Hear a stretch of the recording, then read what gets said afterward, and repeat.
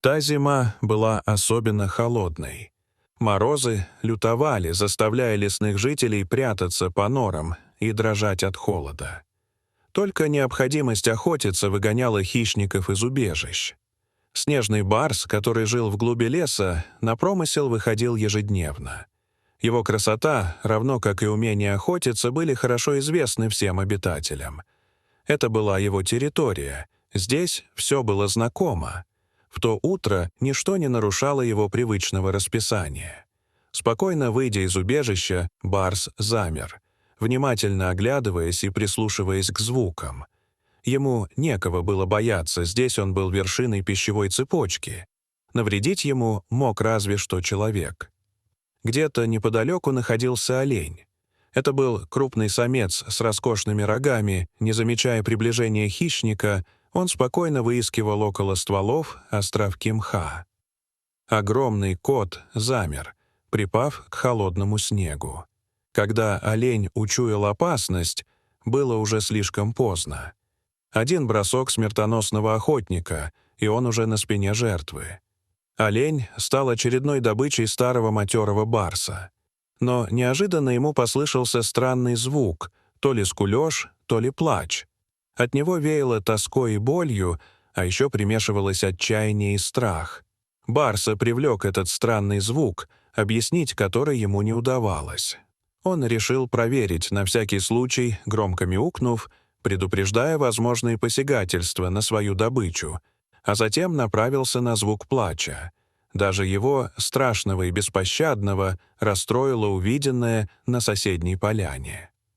Посередине лежало тело молодой волчицы. В том, что она уже не дышит, сомнений не было, значит, трагедия произошла не сейчас. Борьбой произошедшее назвать было сложно. Это была бойня. Нападающих было много, среди них были собаки. Барс учуял запах своих врагов издалека. Это удивило и озадачило его. Никогда раньше люди не заходили так далеко в лес. Да и убийство больше напоминало загон с травлей собак. Значит, люди просто развлекались. Кот презрительно отвернулся и собрался уходить, ему было не понять людей. Он сам был хищником, но убивать ради забавы никогда бы не стал. Другое дело, когда ты голоден. Но вдруг возле тела волчицы произошло какое-то движение. Заметив его краем глаза, барс моментально развернулся и приготовился нападать. Но то, что он увидел, остановило его прыжок. Рядом с телом матери копошился ее малыш, совсем еще крошечный. Истощенный волчонок дрожал, не имея возможности согреться под холодным телом матери. Она поэтому так яростно и защищалась. А люди даже не увидели кроху, оставив на верную смерть. И вот теперь волчонок голодными глазенками смотрел прямо на огромного непонятного зверя, находившегося в паре шагов от него. Закон леса прост — выживает сильнейший. И барс, величественно взмахнув длинным хвостом, спокойно направился прочь. Резкий писк позади заставил его обернуться. Упрямое маленькое создание отчаянно шло за ним, пытаясь перебраться через огромные для его размера ветки. Решив припугнуть, чтобы тот отстал, барс грозно зашипел и оскалился. Волчонок присел от испуга, но через секунду продолжил свое движение. Сил у него было мало, потому барс пошел дальше, предположив, что волчонок отстанет. Отыскав оторванную оленью ногу, хищник вернулся в свое логово, но как только приступил к трапезе, он замер. У входа дрожал тот самый волчонок, неизвестно как добравшийся за ним следом. Заходить он не спешил, просто тихонечко поскуливал, глядя на белого монстра. У своего логова барс не охотился, да и угрозы от крохи можно было не ждать. Ухватив его за загривок, барс втащил непрошеного гостя и опустил его перед мясом. Волчонок был слишком мал, чтобы отрывать от такого большого куска, пришлось откусывать ему небольшие кусочки мякоти. С легкостью насытившись, детеныш свалился прямо на месте. Но он никак не мог согреться, шерсть замерзла и торчала, как иголки. Не понимая, зачем ему такое наказание, барс подгреб под себя дрожащий комок и принялся вылизывать найденыша. Во сне, ворочаясь и толкаясь, барс слышал стук его сердца и приятное тепло, и сам не заметил, как уснул крепко и надолго. Остатка мяса хватало еще на пару дней, и утром кот на охоту не пошел. Нет потребности в еде, а значит, нет необходимости убивать. Животные законы просты и гораздо гуманнее человеческих. Так волчонок обрел семью. Выгонять его смысла не было, все равно вернется. Барс принял щенка, стараясь не думать о том, что будет, когда тот вырастет. Эта порода волков была ему слишком хорошо знакома. Северные виды отличались огромными размерами, силой и неконтролируемой яростью.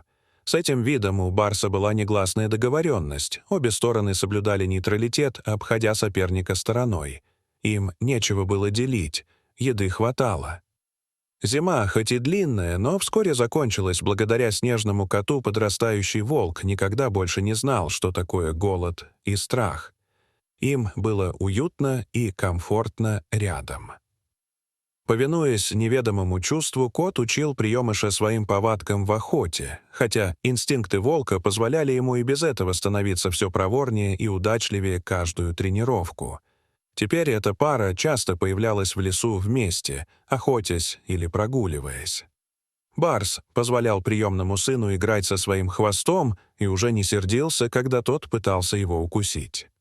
Щенок давно стал матерым волком, но признавал главенство барса и слушал его.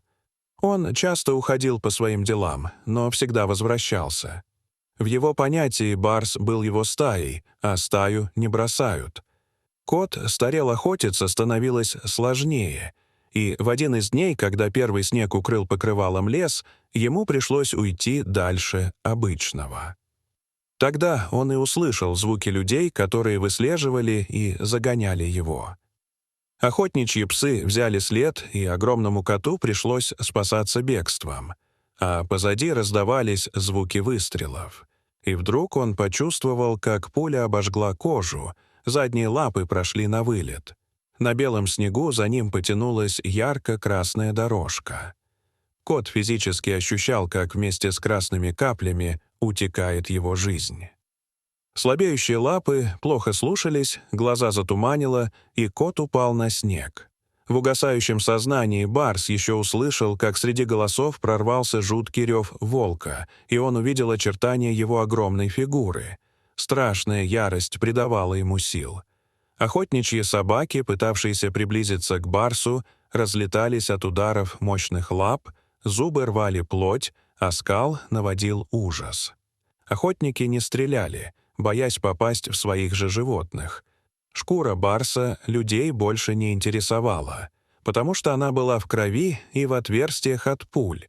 Охотники отозвали выживших собак и ушли прочь. Возле кота остался лишь огромный волк. Осторожно, как когда-то его за загривок, потянул он барса в логово. Волк старался идти медленно и аккуратно, но все равно замерзшие ветки царапали кожу его кота, оставляя полосы по дороге. Барс окончательно потерял сознание, а когда очнулся, понял, что прошло много времени.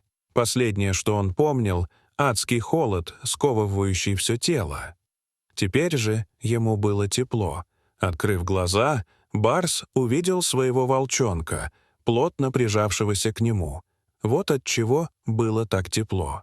Рану найденыш вылизал, и она уже не кровоточила. При первом его шевелении волк вскочил и принялся скулить.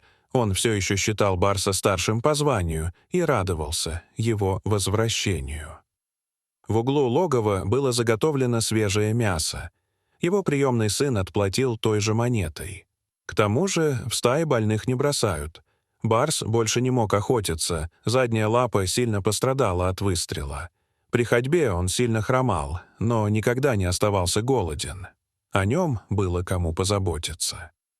И еще долгое время странная парочка вызывала недоумение у обитателей леса. Хотя скоро все привыкли считать барса легкой добычей, никому в голову не приходила мысль напасть на него. С такой охраной себе дороже будет. Старый барс мог собой гордиться. Он вырастил настоящего воина и охотника. Он понимал, что его доброта стала этому причиной. Закон леса. Нет голода, нет смерти. А звери — не люди. Они законов не нарушают. Дорогие зрители, что вы думаете об этой истории? Расскажите, пожалуйста, в комментариях. А если вам понравилось это видео, то ставьте лайк и подписывайтесь на наш канал. До свидания.